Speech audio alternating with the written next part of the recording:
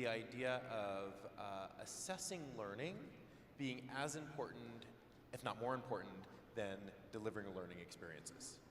And that's critical because, and by the way, the assessment, when I say assessment, in your mind you think of a multiple choice test. That is not what we're talking about, right? And hopefully you'll see that if you take us up on the shadowing activity, right? What we're talking about is activities where in the moment we're able to actually tell how a particular student is performing on a topic. And that is critically important to be able to then provide a customized, a personalized learning experience. That's something that is very, very common in the K-12 space.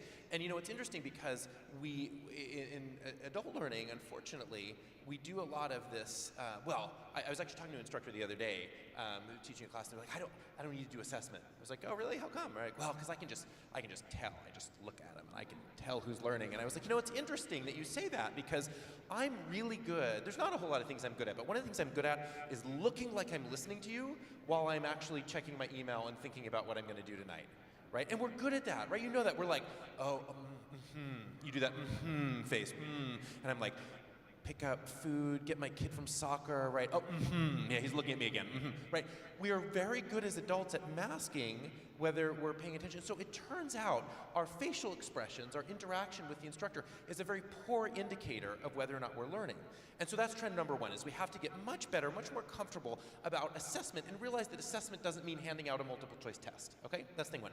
The second thing is a trend from K-12 that we're seeing is much, much less content created by the instructor and much, much more content created by the learner.